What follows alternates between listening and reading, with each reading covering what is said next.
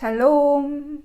네, 주일날 제가 말씀이 중간에 녹음이 끊어져서 제가 누구 간증을 하려고 했냐면 영국 여왕인데 16세기 그 유명한 헨리 8세가 살았던 그 지역이 지금 제가 살고 있는 여기 햄튼이거든요. 여기 햄튼 코트에 그 헨리 8세의 집이 그 헨리 8세는 첫 번째 아내가 딸을 낳아서 다시 자기가 사랑하는 다른 여자랑 결혼해서 아들을 낳고 싶은데 이 유럽은 로마 카톨릭이 그 당시 유럽을 제패하고 유럽의 모든 정치와 모든 문화와 모든 사교계에 이르기까지 그 로마 카톨릭의 힘이 어마어마하게 컸잖아요. 그들이 마치 그 정치인이자 그들이 재벌이자 이 사회를 이끌어 나가는 그 모든 권위와 권력과 돈이 몰리는 곳이 로마 카톨릭이었는데 그 교황으로부터 허락을 받지 않으면 이혼을 하고 재혼을 할 수 없잖아요. 왕이기 때문에. 그래서 헨리 8세가 그 당시에 종교혁명의 그 무드를 이용해서 그 로마 카톨릭으로부터 탈퇴를 하고 영국 교회를 세운 사람이 헨리 8세예요. 그래서 그 당시 독일의 루터도 그 신약 성경은 히브리어고 구약 성경은 라틴어잖아요. 그리스어잖아요.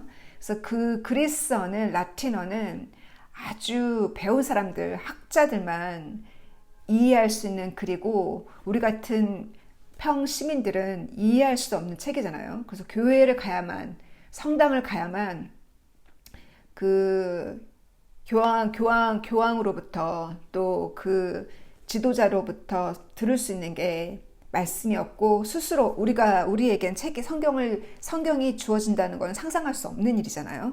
근데 루터가 그 성경을 독일어로 번역을 했을 때가 1522년이에요.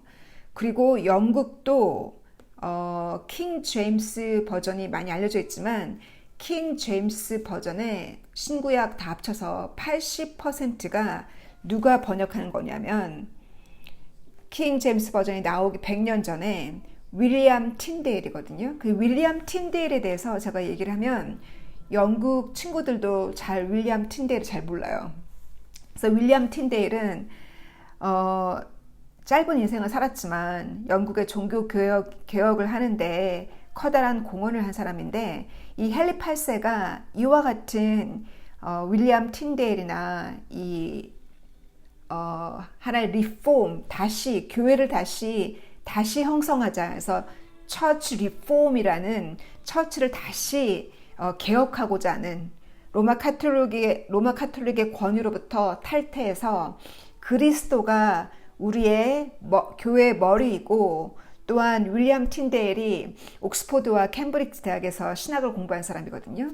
아마 7개 언어를 할 정도로 그렇게 그 언어의 지혜를 하나님이 주셨다는 걸 알고 있어요. 그래서 윌리엄 틴데일이 쓴 논문에 보면은 뭐라고 얘기하냐면 교황이 영국의 머리가 아니라 각 나라의 머리가 아니라 각 나라의 왕이 교회의 머리가 돼야 된다는 거예요. 그런 얘기를 했는데 그것을 헨리 8세가 기뻐했어요. 그래서 헨리 8세가 그 카톨릭으로부터 독립하고서 다시 재혼을 했죠. 이혼을 하고 그래서 그 어떤 그 종교 개혁을 하나의 excuse로 하나의 자기가 아들을 얻고 싶으니까 excuse로 얻은 것도 있지만 그러나 그렇게 해서 결혼을 3번을 해서 아들을 낳은 그 아들의 이름이 에드워드예요. 3번째 아내를 통해서. 그러나 헨리 8세는 하나님이 나름대로 그 역할을 하나님이 그 종교개혁의 역할을 하게끔 이 제가 얘기하고자 하는 제인 그레이를 통해서 또 윌리엄 틴데이라는 그런 학자를 통해서 영국의 종교개혁 카톨릭으로부터 독립한 이 종교개혁을 하도록 하나님이 쓰신 하나님의 도구였다 저는 생각해요. 그래서 윌리엄이 그 헨리 8세가 그렇게 각 영국의 모든 교회에 영어로 된 성경을 사용하도록 허락한 사람이 그 헨리 8세 왕이에요. 그리고 그 에드워드가 나이가 겨우 9살 되었을 때 헨리 8세가 1547년에 세상을 떠났어요. 그래서 결국은 자기가 낳은 첫 번째 딸이 있지만 그 메리라는 딸이 있지만 자기는 아들을 원했기 때문에 나이가 겨우 9살인데도 에드워드가 왕이 된 거예요. 왕의 그 계승에 의해서. 근데 9살에 왕이 올라갔을 때 이 에드워드와 같은 해에 태어났고 에드워드와 함께 공부했던 그 친척이죠. 친척 중에 지금 제가 얘기하고자 했던 그 메리 제인 그레이라는 이 메리 제인 그레이가 같은 해에 태어났고 같이 공부를 했어요. 근데 이 제인 그레이는 성경을 너무 사랑하고 제가 얘기하려고 했던 게 이거거든요. 성경을 너무 사랑하고 주님을 너무 사랑해서 그 어린 나이에 자기 아버지가 그러니까 귀족으로 태어났잖아요. 자기 아버지가 지혜롭게 죄인을 어디로 보냈냐면 에드워드 집으로 보냈어요.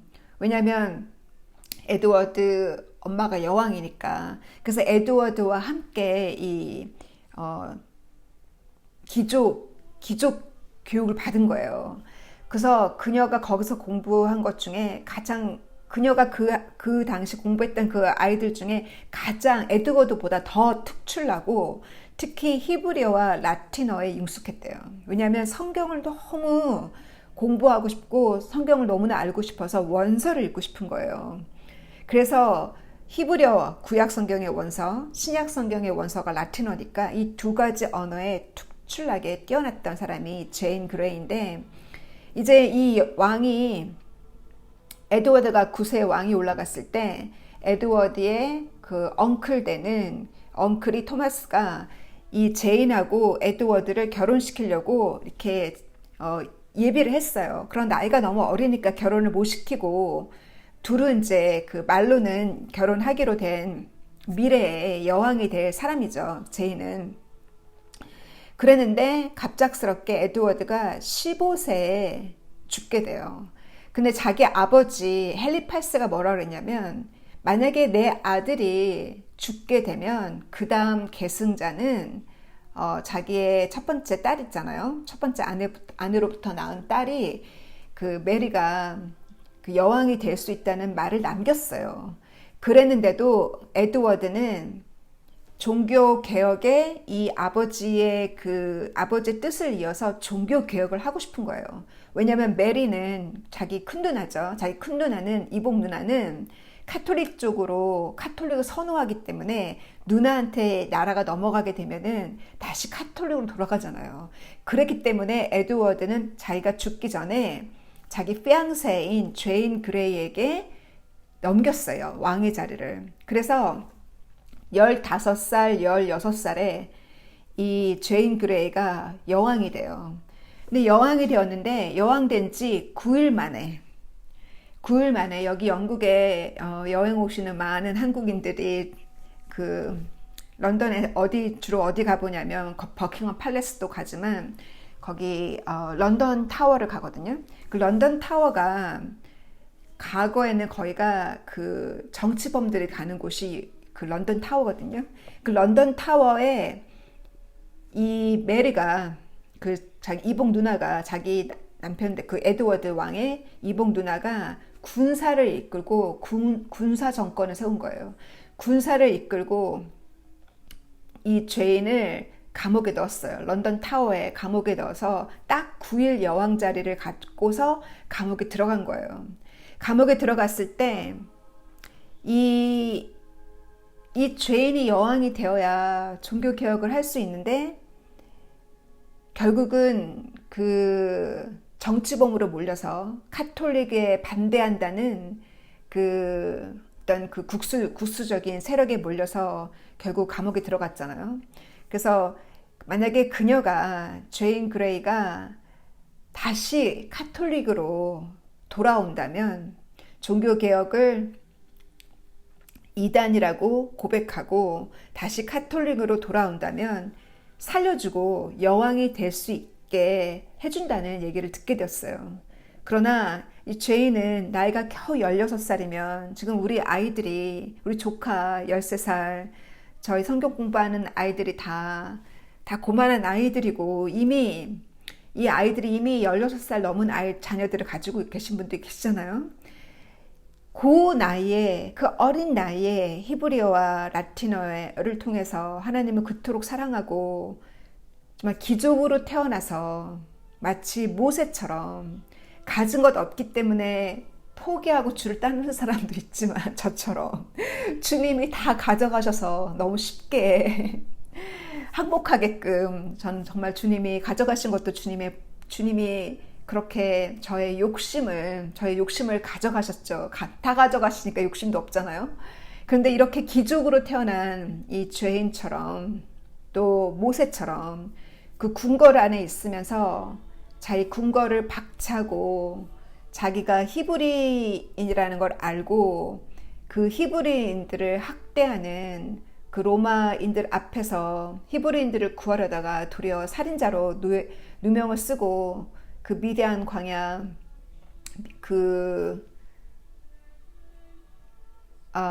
사우디아라비아 북쪽으로 도망가잖아요.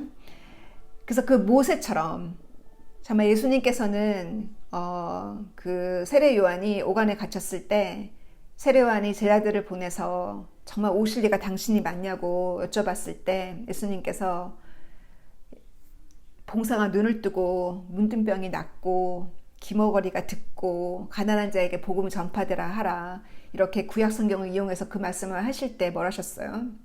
너희가 부드러운 옷 입은 자를 찾고 있냐고. 부드러운 옷 입은 자들은 궁궐에 있다 그랬잖아요. 정말 예수님은 부드러운 옷을 입은 분이 아니잖아요. 왕 중에 왕으로 오셨지만 허름하게 오셨잖아요. 낮은 자의 주님이잖아요. 근데 이렇게 궁중에 있는 자가 궁중을 박차고 모세가 궁궐을 박차고 정말 히브리인들 앞에 서서 민족을 위해서 하나님을 위해서 그렇게 순종한다는 거는 정말 큰 거예요. 정말 학식 있고 가진 걸 다 가지고 있는데도 불구하고 박사도 있고 부도 가지고 있고 모든 걸 가지고 있음에도 불구하고 심령이 가난한 자는 정말 귀하고 귀하신 분이에요. 그래서 그렇게 심령이 가난했기 때문에 이 여인은 제인 그레이는 나이도 그렇게 어린데 저는 그게 너무 감동적이에요. 그 어린 나이에. 왜냐하면 우리는 이 제 꿈의 주님이 자꾸 어린아이들을 보여주시거든요. 어린아이들을 양육해야 된다는, 2세를 양육해야 된다는, 우리에게 주어진 그날까지, 주님 오시는 그날까지 우리 이 청소년들, 우리의 자녀들, 우리 자녀들을 믿음의 학교에 집어넣어야 되는데 자꾸 좋은 대학에 넣으려고 하는, 또 좋은 곳에 취업하게 하려고 자꾸 학원 보내고 자꾸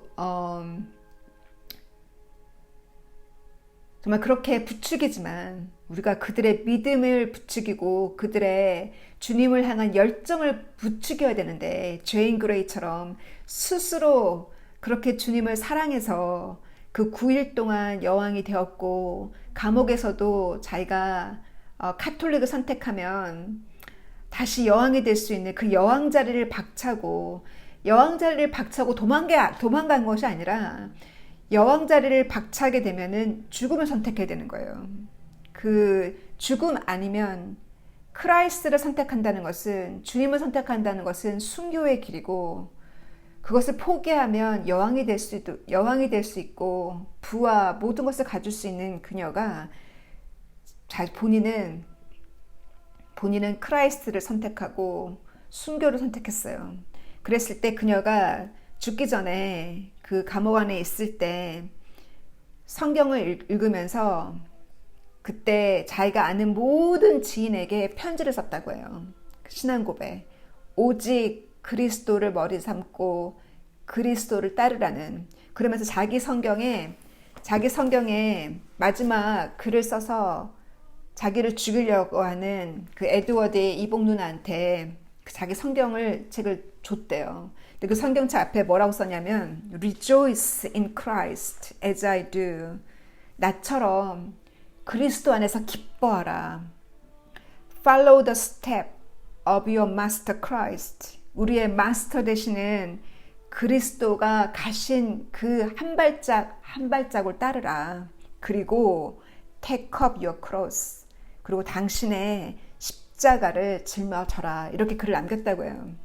그래서 정말 제가 얘기하려고 했던 그 말씀에 과연 누가 그리스도의 신부냐. 그리스도의 신부는 그리스도의 신부 중에는 선교사도 있고 목사도 있고 정말 집사님, 장로님, 그리스도 신부 중에 그 타이틀을 가진 사람도 있지만 제인 그레이처럼 그리스도의 신부 중에 아무런 타이틀, 9일 동안 여왕이 되었다고 해서 영국 역사 여왕의 기록에 남아있지도 않아요. 9일이기 취급도 안 하거든요. 여왕이었다고. 왜냐하면 순교를 당했잖아요. 여왕으로서 일을 한 것이 없잖아요. 정말 아무런 귀족으로 태어났지만 아무런 종교적인 타이틀도 없고 아무런 이름도 없는 사람이었어요. 나이가 16살인데 무슨 명판이 있고 무슨 간판이 있고 무슨 명성이 있겠어요. 나이가 고 어린 나이인데. 그런데 그녀는 주님을 너무 사랑했고 주님의 말씀을 너무 사랑했어요. 주님의 말씀을 사랑했기 때문에 그녀는 마치 큰 칼을 들고 있는 것처럼 담대했던 거예요. 확실하게 천국을 알고 있었고 확실한 주님의 상을 알고 있었고 그리스도가 교회의 머리라는 거, 그리스도가 이 나라의 머리라는 것을 알고 있었기 때문에 부패한 카톨릭 앞에 고개를 숙이고 싶지 않았고 그런 더러운 여왕의 자리에 앉고 싶지 않았던 거예요. 그래서 그녀가 남긴 그 짧은 그 편지, 지인들에게 보낸 편지와 그 여왕에게 자기를 죽였던 그 여왕에게 남긴 그 짧은 그 글이 너무나 위력 있어요. 왜? 순교를 했기 때문에. 그와 같은 삶을, 주님을 그토록 사랑했기 때문에 그 순간이 왔을 때, 주님께 영광 돌리는 그 순간이 왔을 때 영광을 돌릴 수 있었어요. 그래서 주님의 신부는 항상 준비가 되어 있어야 돼요. 왜냐하면 주님이 언제 영광을 돌릴 수 있는 기회를 주실지 몰라요. 이 제인 그레이가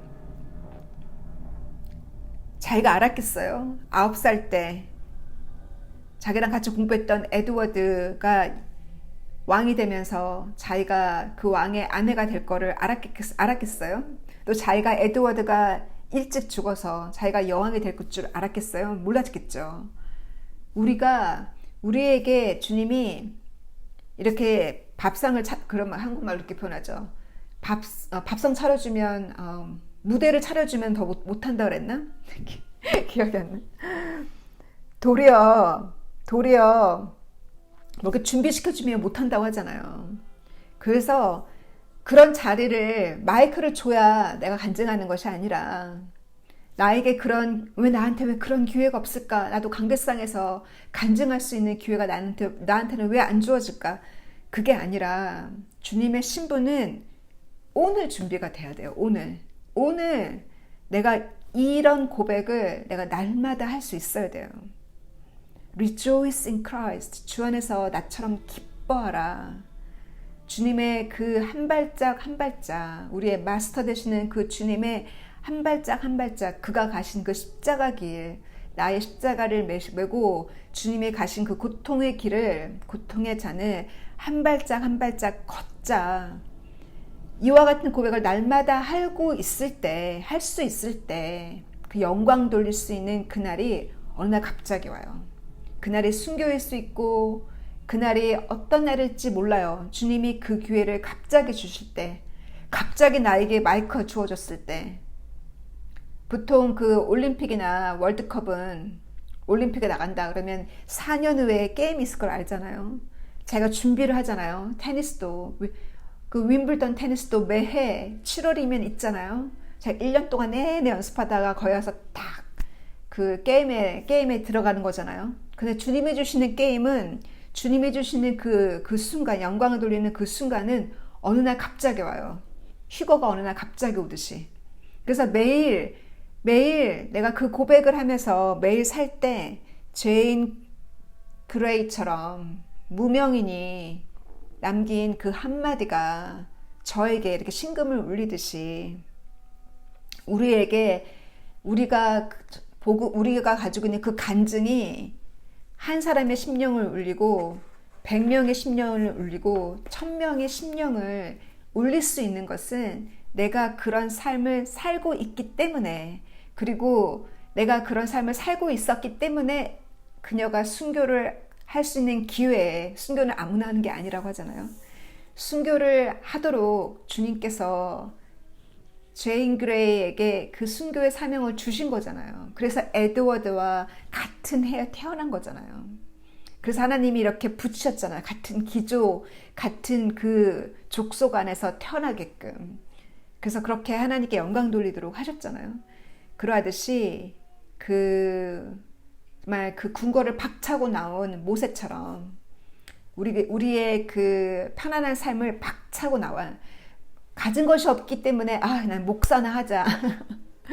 나는 배운 것도 없고 실력도 없고 세상에서 할 것 없으니까 나는 목사나 하자. 그래서 목사를 하는 것이 아니라, 그래서 하는 것이 아니라, 직업 삼아 하는 것이 아니라, 내가 정말 궁궐을 박차고 나오듯이 여왕 자리를 박차고 내가 주님과 함께 주님이 가신 그 길을 내가 가겠노라고 고백하면서 날마다 살 때 주님이 영광 돌릴 수 있는 그 기회를 주세요. 그래서 이 시편 기자가 쓴 시편 19편의 말씀처럼 주의 말씀은 완전하다. 주님의 말씀은 완전해서 우리를 아침 저녁으로 우리를 리프레싱 해주잖아요. 우리를 새롭게 아침 저녁으로 읽을 때마다, 말씀을 읽을 때마다 새롭게 해주시고, 우리 마음에는 기쁨을 주시고, 우리 눈에는 빛을 켜서, 이 라이트를 켜서 우리가 분별할 수 있는 빛으로 어둠을 분별할 수 있게 해주잖아요. 그 말씀에 보면은 하나님을 두려워하는 자는 마음이 순수한 자라고 했어요. 시편 19편에 보면 하나님을 두려워하는 마음. 그래서 하나님을 두려워했던, 그 하나님을 직접 본 모세는 하나님을 두려워했잖아요. 부들부들 떨었잖아요. 하나님을 두려워해서 이스라엘 민족이 그 금으로 십계명 받으러 올라간 그 새에 금으로 항소를 만들었을 때 하나님을 두려움으로 그거를 깨고, 백성들 앞에서 받은 그 십계명을 깨고 다시 올라가기까지 40일 동안 금식, 물도 안 먹고 금식했던 그 하나님을 두려워하는 마음, 그 하나님을 두려워하는 마음은 순수한 어린아이 같은 마음을 가졌기 때문에 저는 하나님을 두려워한다고 생각해요. 하나님을 두려워하는 마음은 이 하나님의 말씀이 완전하고, 하나님의 말씀이 완전하고, 하나님은 거룩하시고 완전하기 때문에, 여호수아도 뭐라고 얘기했냐면, 여호수아 24장에 보면은 여호수아가 남긴 마지막 죽기 전에 마지막 글을 보면 어떻게 우리가 하나님을 섬기겠냐고, 이렇게 하나님은 거룩하고 완전하신 그 하나님을 우리가 과연 섬길 수 있겠냐고, 너희가 과연 내가 죽은 이후에 과연 섬길 수 있겠냐고. 모세도 그러잖아요. 모세가 죽기 전에 하나님께서 모세에게 마지막 장에 보면은 모세가 남긴 노래가 있어요. 노래 가사가. 하나님이 그 노래 가사를 모세에게 주실 때 그대로 적으라 그랬거든요. 이것이 나한테 증거가 될 거라고 하나님이 미리 예언을 하세요. 이스라엘 백성에게. 내가 이렇게 시퍼렇게 살아있는데 모세를 통해서 내가 시퍼렇게 살아있다는 것을 홍해바다를 나누고 그 6월절과 홍해바다와 모든 기적들, 만나의 기적과 바위를 깨트려서 물이 나오게 하는 이렇게 수없이 많은 기적들을 하나님이 보여주셨는데, 그리고 이 모세가 그랬음에도 불구하고 이스라엘 백성이 그 기간 동안에 왜 40년 동안 그 광야 땅에 있었겠어요?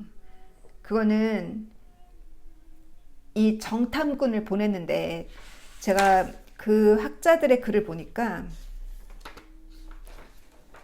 이 정탐꾼을 보냈을 때 이 출애굽, 그 이집트에서부터 출애굽을 해서 이 시나이, 그 시내산, 십계명을 받은 그 산이 시나이 반도가 아니잖아요. 그래서 그 지도를 공부하실 때 지도가 시나이 반도에 그 시나이 산이 있다는 거는 그 잘못된 지도니까 시나이 십계명을 받은 마운틴 오브 시나이는 이 북쪽, 아라비아 쪽 북쪽에 있어요. 고기로 지명되어 있는 그런 지도를 찾아서 공부하시면 맞는 지도거든요. 그래서 거기서부터 출애굽을 하고 나서부터 정탐꾼을 보낼 때까지 대략 학자들이 얼마나 걸렸나 보거든요. 대략 50일에서 60일이라 그래요. 그러면 그 말이 맞아요. 왜 맞냐면 그 엘리야 당시에 엘리야가 그 바알신을 섬기는 그 잘못된 그 선지자, 바알신을 섬기는 우상을 섬기는 선지자들을 다 제패하고 이겼지만 이세벨이 자기를 죽이려고 했을 때 엘리야가 죽음을 찾았잖아요. 하나님한테 나를 죽여달라고, 나 더 이상 못한다고 했을 때 천사가 뭐라고 그래요? 엘리야에게 힘을 돋구어 주면서, 먹을 거를 주면서 힘을 돋구어 주면서 하나님께서 호렙산으로 오라고 한다고. 그 호렙산이 모세가 십계명을 받은 그 마운틴 오브 시나이의 산이 이렇게 두 개가 이렇게 사진을 보니까 산이 이렇게 두 개, 산이 이렇게 굉장히 여러 산이 있는데 이 두 개 산이 마주보고 있어요. 마운틴 오브 시나이 십계명을 받은 산이랑 반대편에 호렙산이 있는데 그 호렙산으로 가는 노정을 보면은 40일 걸렸거든요.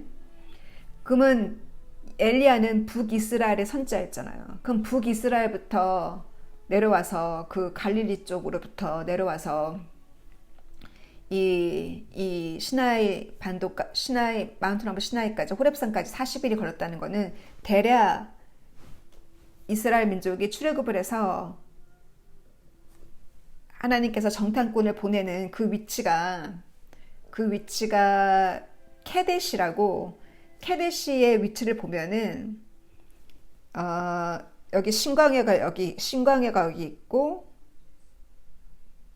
잠깐만, 신광야 위에 여기가 광야가 이렇게 있으면 이쪽에 파란이라는 광야가 이렇게 지중해가 이렇게 있으면 파란이라는 광야가 여기 있고, 파란에서 더 위로 올라오면 신광야라는 지역이 있어요. 여기가 케데시라는 곳이거든요. 정말 가까워요. 거기서 조금만 더 가면 사해바다예요. 그래서 그 케데시라는 그 지역에서, 그 신광야 위쪽에서 모세가 12 정탐꾼을 보냈잖아요. 12 정탐꾼을 보내서 그 가나안 땅에 있는 족속들과 거기에 자라고 있는 음식들, 열매들 가져오라고 했잖아요. 그랬는데 그들이 와서 뭐라고 그랬어요? 그들이 무엇을 보았냐면 어마어마한 거인들을 봤어요. 그 거인들이 창세기 6장에 나오는 네피림의 후손들이에요. 그래서 그 네피림의 후손이 누구예요? 타락한 천사들과 하늘의 아들과 사람의 딸들의 아름다움을 보고 그들이 낳은 자식들이 거인들이잖아요. 그래서 제 눈에, 제 꿈에 몇 년 전이에요. 잘 기억이 안 나는데 몇 년 전에 주님께서 저에게 에일리언을 보여주셨거든요. 그때는 그게 이해가 안 갔어요. 에일리언이 나타났는데 사람하고 똑같아요.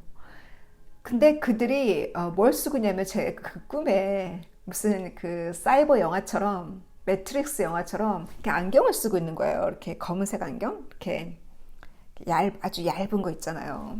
약간 사이버 퓨처리스틱한 그런 안경을 이렇게 쓰고 있는데 사람들이 막 그를 따라요.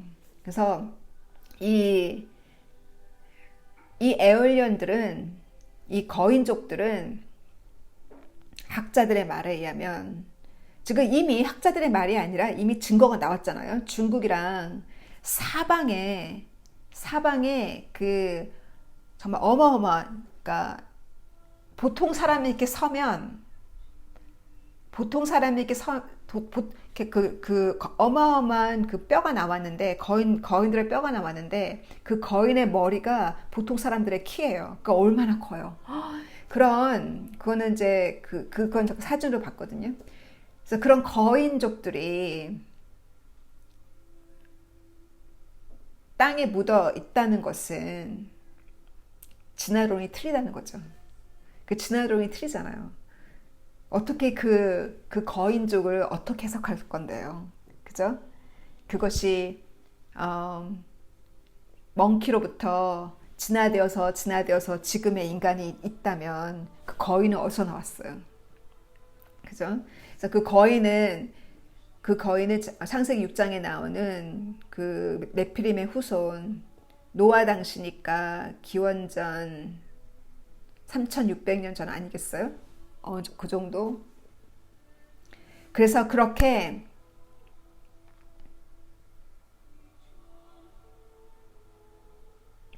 나중에 다시 계산할게요. 제가 다시 계산해야 돼. 그래서 네프리 그렇게 그만한 거인들이 있으니까 너무 두려워해서, 그 거인들을 두려워해서 그 부정적인 의심하는 보고를 모세한테 했을 때 하나님께서 굉장히 화가 나셨죠. 굉장히 화가 나셔서 너희가 하나님이 주신 땅인데 너희가 나의 기적을 보았음에도, 이집트에서 나왔던 기적, 만나를 먹었던 기적, 이와 같은 기적을 보고도 내가 준 그 땅을 의심하고 그 거인족들을 보고 두려워하고, 그러니 하나님이 주신 축복인데 그것을 의심하고, 그것을 하나님이 붙여주신 사람인데, 가시 같은 사람이지만 하나님이 붙여준 사람인데 그 사람을 두려워하고 위협감을 느끼고 부정적으로 생각하고, 얘는 전도 안 돼, 그렇게 부정적인 생각, 의심하는 생각, 두려워하는 마음, 그것이 바로 믿음이 없어서 나오는 거잖아요. 그래서 사도 바울이 뭐라고 했냐면, 믿음이 없이 행한 모든 것은 죄라고 했어요. 왜냐하면 사탄이 좋아하니까. 사단은 죄통에 들어오잖아요. 사단은 우리가 믿음이 약할 때 기뻐하잖아요. 그 여호수아와 갈렙 빼놓고는 모두 부정적으로 의심했을 때 하나님께서 그때가 거기까지 도착하기까지 50일, 60일밖에 안 걸렸어요. 그러니 50일, 한 달이면 들어갈 수 있는 가나안 땅을 어떻게 했어요? 하나님께서 뒤돌아 가라 그랬잖아요. 디트로노미 신명기 1장, 2장을 읽어보면 다시 돌아가서 홍해 쪽으로 다시 돌아가라고. 그래서 그 광야 땅에서 38년 동안 거기 머물게 되잖아요. 못 들어가고. 그래서 이렇게 모세가 그렇게 애쓰고 수고했지만 그들의 다른 백성들의 죄로 인해서 모세도 못 들어가고, 하나님께서 모세에게는 뭘 하셨어요? 그들이 물이 없다고, 목타고 물이 없다고 이 신광야를 지나갈 때 그렇게 악평했을 때 모세와 아론에게 뭘 하셨냐면, 너희는 제대로 하나님의 그 거룩하심을 제대로 그 너희 백성들을 제대로 이끌지 못한 것을 하나님께서 꾸중하시면서 너희가 나의 거룩함을 제대로 데몬스트레이트를 못했기 때문에 너는 가나안 땅 못 들어간다고, 이미 모세와 아론에게 가나안 땅 못 들어간다고 이미 말씀하셨어요. 그리고 나서 열두 그 스파이 중에 10명이 부정적인 말을 했을 때 너희 세대는 못 들어간다 그랬어요. 그래서 그 당시에 사람이 싸울 수 있는 힘을 가진 사람 몇 살부터 몇 살까지예요. 성경에 보면은 이 사람 수를 셀 때 나이 30부터 50까지 세거든요. 그 당시 나이 30부터 50 세대는 다 죽었어요. 다 죽고 가나안 땅 들어간 다음 세대는 하나님께서 순수한 2세들이, 죄를 모르는 순수한 2세들이 가나안 땅 들어간다 하셨잖아요. 그래서 그렇게 이와 같은 노정과 또 제가 잠깐 언급했던 그 에돔 땅과 모압과 아몬 땅을 보면 하나님께서 이 에돔은 이삭의 아들, 첫 번째 아들 하나님이 에서에게 주신 유산이에요. 하나님은 프라미스 키퍼, 약속을 지키시는 아버지잖아요. 하나님은 꼭 약속하신 걸 지키세요. 하나님께서 에서에게 그 땅을 줬어요. 그 땅을 주셨기 때문에 그 에돔 땅은 이 사해바다 아래쪽에 있거든요. 그 광야 위에, 그 사해바다 밑에 있는 그 에돔 땅을 하나님이 에서의 후손들에게 이미 주었고, 그래서 하나님께서 모세에게 뭐랬냐면 그들과 싸우지 말라 그랬어요. 그들과 웬만하면 전쟁하지 말고 그들한테 뭔가를 빌리게 되면 물을 마시더라도 돈을 내라고 그렇게, 그만큼 하나님이 약속을 지키시고 그들을 성내게 하지 싸우지 말라고. 그래서 그들에게 에서의 후손에게는 에돔을 줬죠. 그리고 아브라함의 조카 롯이 자기 딸들이 아버지와 상관해서 낳은 그 롯의 후손들이 차지한 땅이 있잖아요. 그 땅이 딸 둘이니까 하나는 아몬 땅이고 하나는 모압 땅이에요. 그래서 이 모세가 그 노정을 보면은 38년 다 지나서 이 때가 되어서 모세가 이렇게 가나안 땅으로 들어갈 때 어디를 먼저 들어가냐면 이 사해 바다가 있고 갈릴리 바다가 이렇게 있잖아요. 이 두 갈릴리 바다와 사해 바다를 연결시키는 강이 요단강이잖아요. 요단강이 있는데 요단강의 오른쪽, 지금으로 얘기하면 요르단이죠. 그 요단강의 오른쪽에 살고 있는 나라들이 아모라이트예요. 그 아모라이트를 하나님께서 이 모세를 따르는 그 후손들 2세대 여호수아와 그 2세대를 통해서 이 요단강 오른쪽을 정복하는 그 내용을 이렇게 읽어보면 정말 하나님께서 모세가 얘기하기를 죽기 전에 하나님께서 이 정말 거인족이잖아요. 그 거인족들을 하나님이 다 멸망을 시키고 이 롯의 후손에게 아몬 땅과 모압 땅을 줄 때 그 거인들을 다 하나님이 멸망을 시키고 그들이 거기에 정착할 수 있게 해주셨어요. 하나님은 이렇게 아브라함의 조카까지도, 아브라함을 사랑하니까 아들처럼 사랑했잖아요. 그 아브라함의 그 조카의 후손까지도 하나님이 이렇게 챙기셨어요. 약속하신 그 땅을 뺏지 말라고. 그래서 그 아몬 땅과 모압 땅. 그래서 이 아브라함이 여호사를 이끌고 요단강 오른쪽으로 올라갈 때 그들이 자기 땅을 못 지나가게 하나님께서 그들과 싸우지 말라 그랬잖아요. 그래서 빙빙 돌아서 이렇게 쉽게 올라갈 수 있는 땅을 에돔 땅이 여기 있으면 에돔 땅을 가로질러 가지 못하니까 이렇게 빙빙 돌아서 에돔 땅을 빙 돌아서 또 모압 땅이 여기 있으니까 모압 땅을 가로지르지 못하고 또 모압 땅을 빙 돌아서 이렇게 가잖아요. 이렇게 팔자로 돌아서 올라가잖아요.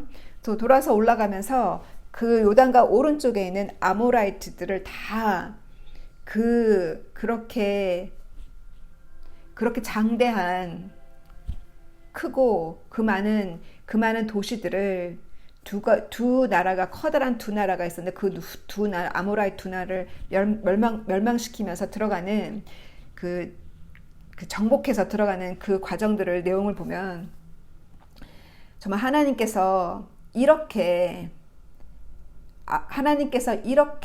우리에게 아모라이트를 붙이시고 이렇게 승리하게 하셔서 요단강 오른쪽을 우리가 점령할게 하신 것처럼 하나님께서 요단강 건너서 이 가나안 땅에 있는 모든 족속들도 하나님이 이렇게 우리에게 이 땅, 요단강 오른쪽 땅을 주신 것처럼 너희에게 요단강 왼쪽에 있는 땅을 줄 거라는 확신을, 그거를 믿으라는 그 말씀을 모세가 여호수아에게 남기잖아요. 그래서 모세가 하나의 하나님께서 어떻게 그 가나안 땅 아브라함에게 약속하신 그 가나안 땅을 어떻게 점령하는지를 하나님이 모세를 통해서 보여주셨어요. 그게 여호수아가 모세의 계승자로서 그대로 그것을 보았기 때문에 그대로 여호수아가 하잖아요. 가나안 땅을 점령해 들어가잖아요. 하나님 시키는 대로, 하나님의 작전대로 다 하잖아요. 제리코 성이 무너지는 그 모든 과정을 보면 이처럼 내가 하는 것이 아니라 나는 나를 정결케 하는 게 나의 책임이고, 내가 나를 정결케 하고 날마다 오늘도 나 자신을 정결케 하고 우리가 정복해야 될 그 대상들, 사람과 또 학교와 또 일하는 일터와 내가 정복해야 되는 그 대상을 아주 작게 봐야 돼요. 믿음으로. 거기에 대해서 내가 의심을 했다. 그 의심 자체가 죄예요. 그리고 부정적으로 보는 것도 죄예요. 그것을 작게 봐야 돼요. 선교사로 나와 있다 보면 외국인이 커 보여요. 나는 영어를 못하니까 그들보다. 그래서 영어로 녹음할 때마다 항상 긴장되고 한국어로 할 때는 이렇게 웃으면서도 하는데 그 외국인들과 영어 성경 공부 수요일, 목요일 할 때 처음에는 되게 가슴이 막 뛰고 그랬거든요. 근데 이제는 긴장하지 않고도 수업에 들어가지만 그 영어를 하는 거랑 또 영어 성경으로 해야 되잖아요. 그죠? 그 성경의 언어들이 또 다르니까 또 영어 성경으로 이렇게 그 영어 성경을 정복하기까지 6년이 걸렸죠. 지금 현재까지. 영어 성경을 정복하기까지 6년이 걸리고 여러분도 여러분이 정복하고자 하는 곳이 있을 거 아니에요. 그죠?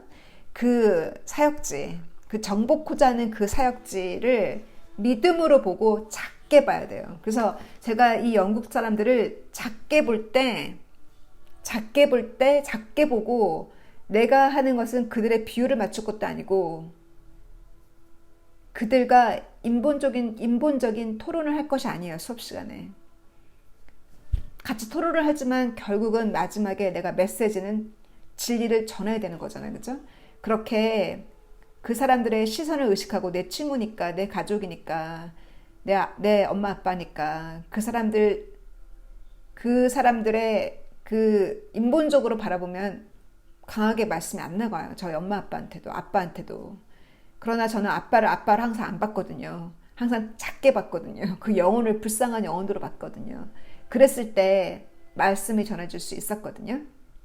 그러하듯이 우리가 정복하는 그 대상을 작게 보는 연습을 하셔야 돼요. 한 명을 작게 보는 연습을 해서 한 명을 정복하고 나면 두 번째 또 정복할 수 있어요. 그래서 그러니 순수한 그 주일학교나 순수한 어린아이들 양육하는 게 얼마나 쉬워요.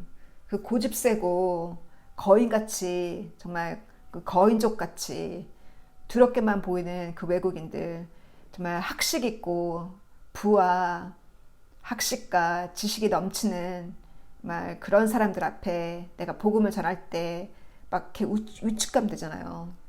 언어가 부족하고 표현이 부족하니까. 근데 그것이 아니라는 거. 영어의 어떤 실력으로 영어 잘한다고 해서 기도 잘하는 거 아니라는 거. 그것은 바로 얼만큼 주와 일체되어서 성령으로 성령의 감동으로 그 순간 주시는 말씀이기 때문에 확실하게 모든 영혼은 주가 필요해요. 확실하게 믿어야 돼요. 모든 영혼은 주 없이는 외로워요. 모든 영혼은 외롭고 허해요. 주님이 그 영혼의 주인이기 때문에 그 허전하고 허하고 정말 이 공기를 잡는 것 같이 구름을 잡는 것 같이 허무한 인생들 그렇게 불쌍하게 보면서 그 정복해야 될 그 땅을 정복해 들어가야겠어요.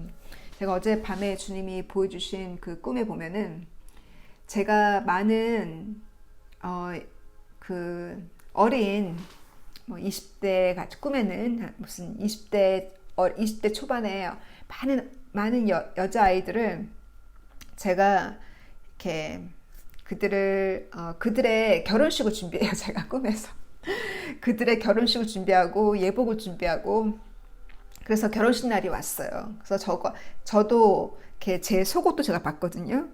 이렇게 막 흰색인데 되게 예뻐요. 흰색의 속옷 바지인데 되게 예쁜 흰색의 그 레이스의 속옷 바지도 제가 봤고 제가 이렇게 옷을 입는데 누가 와서 저에게 옷을 주는 거예요. 이것을 입고 제가 웨딩에 주례를 하는데 신랑은 안 보여요. 신부밖에 없어요. 다. 신부만 있고 신랑은 누군지 꿈에서 제가 신랑이 누군지 몰라요. 이제 꿈이니까 신랑은 어디 있지 이런 생각도 안 하고 그냥 제가 주례를 하는데 저에게 주례복을 주는데 흰색의 드레스인데 공단 같기도 하고 레이스 같기도 하고 꽃무늬에 은은한 꽃무늬에 흰색 옷인데 통으로 짠 거예요. 무슨 이스라엘의 예복처럼. 그래서 그거를 훌렁 쓰니까 너무 예쁜 거예요. 제가 마치 신부인 것처럼. 그래서 제가 그 결혼식장에 들어갔는데 주례를 서려고 그 안에 많은 귀족들이 아주 넓은 교회인 거예요. 뭐 영국 왕실의 교회처럼 왕실들의 귀족들이 모여서 예배드리는 곳처럼 의자가 꽉 차여져 있고 제가 이렇게 들어가서 이렇게 인사를 해요. 제가 오셨어요. 반가워요. 하면서 인사를 하는데 귀족들이 다 이렇게 앉아 있어요. 영국의 귀족들 프린스 윌리엄도 봤고 뭐 케이트나 그 친지들이 다 앉아 있는데 다 얼굴이 그레이 컬러예요. 어두워요. 저를 반가워하지 않아요. 반가워하지 않고 그러나 자기는 거기 앉아 있어야 되는 거죠. 그래서 제가 그리고 그 귀족들이 거기에 앉아 있는데 제가 앞으로 나가서 제가 설교를 하는 거예요. 주례를 서는 거예요. 그러면서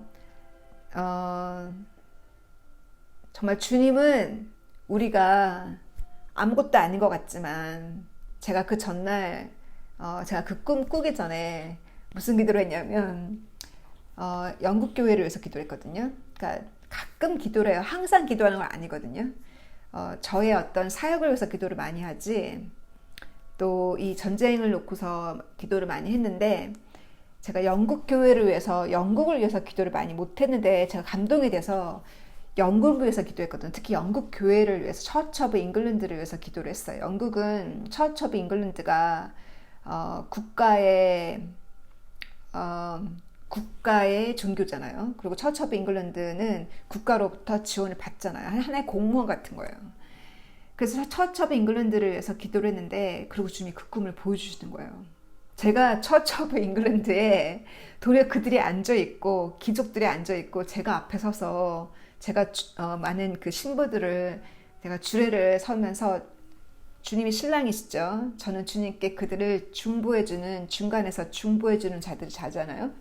그래서 그러하듯이 우리가 무슨 기도를 하느냐, 민족을 위해서 기도하느냐, 정말 도시를 위해서 기도하느냐, 세계를 위해서 기도하느냐, 그 기도의 그릇만큼 주님이 그 자리에 영적으로 그 자리에 세우시더라고요. 그래서 정말 그렇게 우리가 마음에 감동되는 주님이 주시는 기도에 감동되는 대로 기도하시고 주님의 신부라고 주님의 신부는 전부 다 목사가 되는 거나 전부 다 선교사 되는 것이 아니라는 거. 주님의 신부는 항상 오늘 준비되는 자, 항상 오늘 제인 그레이처럼 나이가 12세건 나이가 16세건 나이가 그렇게 어린데도 항상 준비가 되어 있었기 때문에 주님이 순교할 수 있는 기회를 줬을 때 순교했잖아요.